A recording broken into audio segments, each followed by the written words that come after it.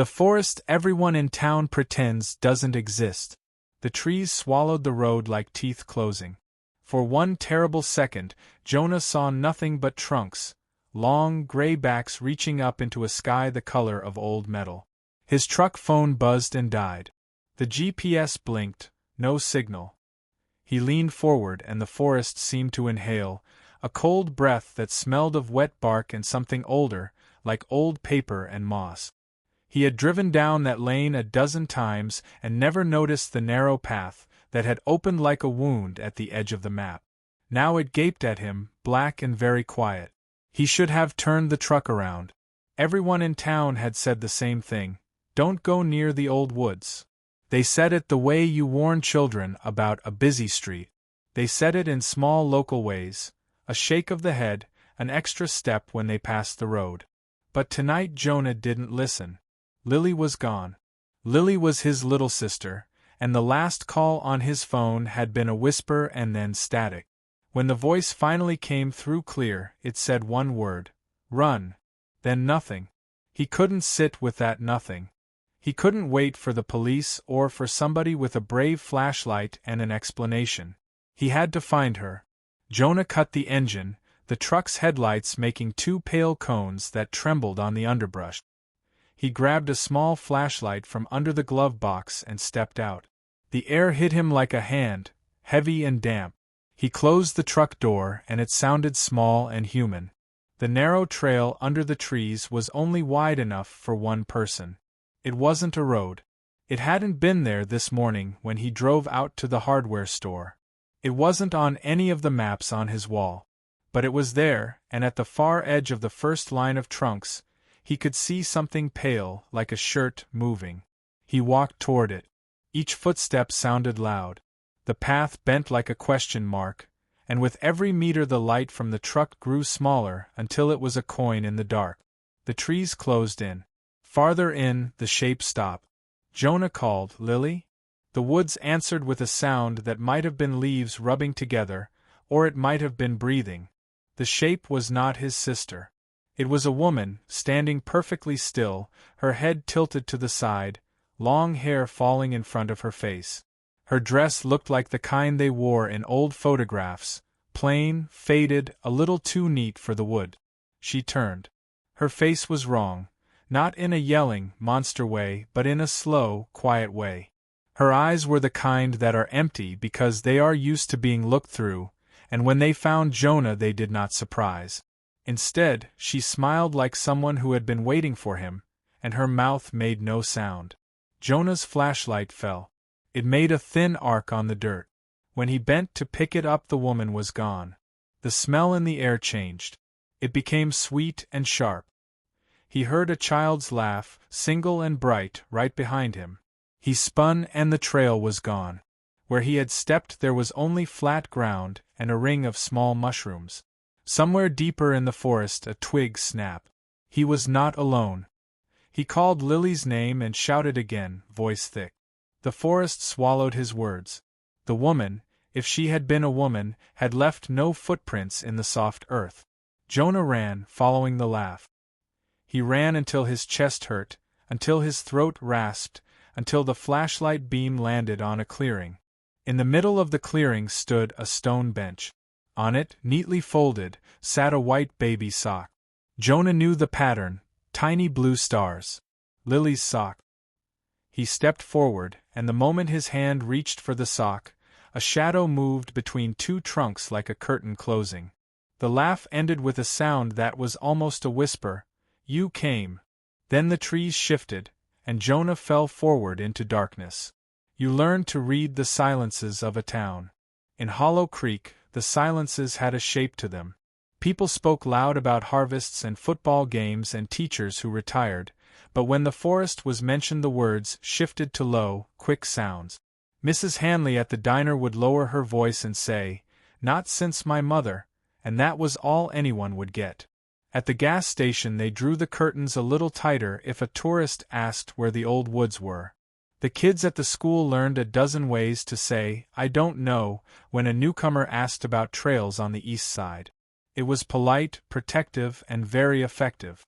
For a long time the town pretended the place did not exist. There were reasons, of course, stories older than Jonah's memory. When he was small, the adults told a simple version. Once, a family walked into the woods and didn't come back. People in those stories always thought they would be fine. They said they'd go and be right back. They never were. The story changed with every telling. Sometimes it was a child who walked into the trees chasing a kite and vanished like a coin in a river. Sometimes it was a hunter who followed a buck too far and stumbled into a hollow where the daylight bent wrong. Sometimes it was a girl who wandered off and was found days later speaking in a language no one recognized, staring at empty air. Jonah had grown up on those stories, shrugging them off like a winter coat. He worked at the sawmill and he dated girls from the high school who liked country music and bonfires. He mowed his mother's lawn and he learned the names of the best fishing holes. The forest was a boundary on the map, a thin line his granddad kept saying not to cross. But his granddad had also taught him how to fix engines, and how to knock a cigarette out so it didn't burn a hole in a good pair of jeans. People in Hollow Creek had their things. A church, a diner, a school, a town board that met on Tuesdays. The forest was the one place their map could not fold over. You left it on the edge because it saved them from looking too closely at the places between them. There had been warnings in other forms too. The no trespassing signs on the lane were old, rusted, and hand-painted by someone with a steady hand and heavy heart. Once, when Jonah was a teenager, he and his friends tied a rope between two trees and made a swing. For a week the swing hung and the kids dared each other to go higher and higher until one night Mrs. Alvarez came out on her porch and shook her fist at them. "Leave the place be," she called. "Don't make it look like a circus." They laughed and promised. But they stopped going in after the year a boy from town didn't come home after lights out. They searched until dawn, and the sheriff found his jacket on the path and nothing else. Older people spoke in softer voices. Mr. Carter, who ran the bait shop, told Jonah to take a long look at his hands when he turned 18. "There's things you shouldn't do, son," he said. "Some things don't want to be known." He tapped his knuckle on the counter and served Jonah a pack of worms like a small mercy. The pastor at the little white church sometimes said a prayer for anyone who went missing and looked like he might have meant it. The town looked like it had a plan for everything but the stretch of trees to the east. They treated that part of the map like a neighbor they didn't invite to dinner. Jonah had his own reasons to ignore the hush. He thought the world made sense if you worked at it. You could solve most problems with tools, with calls, with plans. When Lily was small, she liked to chase moths around the porch light. Jonah used to make faces and she would giggle. They had a routine. Saturday pancakes, fishing on Sundays, and a quick wave to Mrs. Hanley as she swept at the diner. When their mother died, Jonah tried to do all the things that felt like her, folding laundry, making stew, reminding Lily to do her homework. He told himself that people get lost sometimes and come back with stories. That was his way of holding on to the ordinary. But that was before someone sent a photo on his phone with no name attached, a picture of a small blue sock on a stone bench, taken from a low angle, as if someone had been kneeling there. There was no message, no clue, just that single image. For 2 nights Jonah slept with the light on, telling himself it was a prank. He called Lily and she didn't pick up. He texted and she didn't reply. Her phone went straight to voicemail.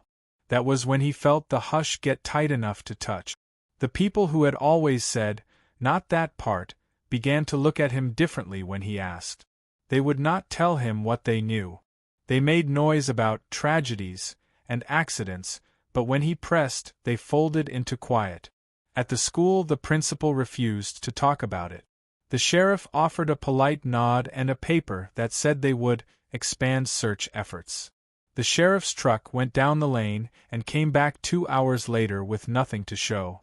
There were no cameras that pointed to the path, and there was no clear way to explain the empty bench and the sock that had belonged to a girl who liked stickers and storybooks. So Jonah went alone. He had only meant to find Lily and bring her home. He was not searching for curses or ghost stories. He was not looking to become the town's next sad memory. He had a flashlight and his old hunting jacket and a promise in his chest. He thought promises had power.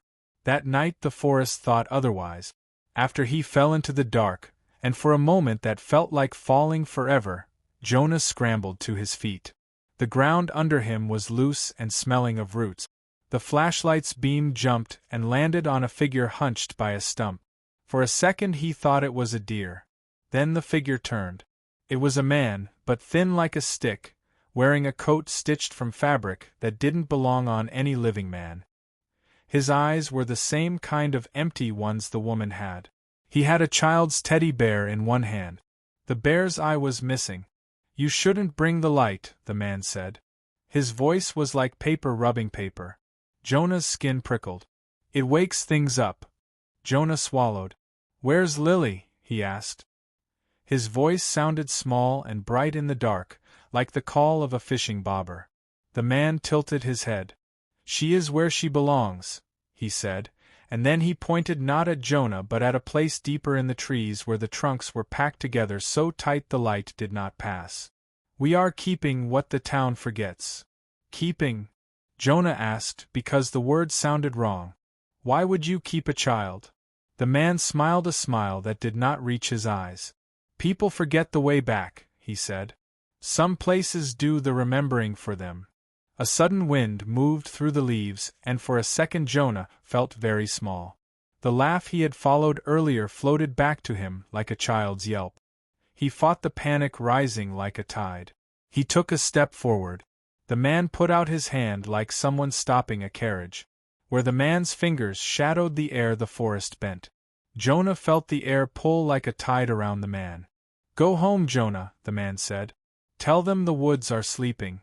Let them pretend." His voice had a kindness in it that made the words hurt. "Let them pretend and they will be safe." Jonah looked past him and saw, just at the edge of the man's coat, a flash of something pink, a small ribbon that tied into a bough. Jonah knew then whose ribbon it was. "Lily," he said, like a prayer. The man's smile did not move. He folded his hands and stepped aside as if to let the trees finish their sentence. There, in the place he'd pointed, the trunks opened like a mouth, and Jonah saw a faint light like a child's night light floating in the dark, and inside that soft light, a figure sat on the ground playing with a small paper boat. Lily's hair was falling in her face the way it always did. She was humming to herself, and when she looked up for a second Jonah saw her eyes were bright and empty, like someone watching a fire. Jonah lunged. He reached out and touched her shoulder. It was cold, not like a body that sleeps, but like a stone cooling by the river. Lily blinked and smiled the same small smile and held out a hand. "You came," she said. "You found me." For a second Jonah felt every promise he'd made to her like a rope pulling. He wrapped his arms around her and she fit small and real against him. He felt her heartbeat, slow and steady like someone who had been very far away. He started to turn and run, headed for the narrow path that led back to his truck and the small human world with its diner and its church and its safe stupid map. But the trail was not there. Where the path had been the trees had closed and the underbrush had grown like a wall. The man with the teddy bear stood where the path should have been and watched, his eyes like river stones. "Some doors don't stay open," the man said. The sentence slid across Jonah like smoke. Jonah shoved, he pulled, but the trees leaned in under a law Jonah did not know, and the clearing folded itself shut like a pocket. The light of the night, the small sliver of moon, moved away like someone pulling a curtain. Jonah tightened his grip on Lily. Her skin was so cold it hurt his hands. He could hear the town outside the trees, a long way off, the distant sound of a car, a shout, a dog barking. He could taste the salt of panic. He could hear Mrs. Hanley saying, "Not that part of town," as if the words could hold a place in the world. He thought of the sock on the bench. He thought of the photograph with no sender. He thought of the hush that had followed him like a shadow through every grocery store and church basement. The forest made no sound but the small breathing between Jonah and Lily.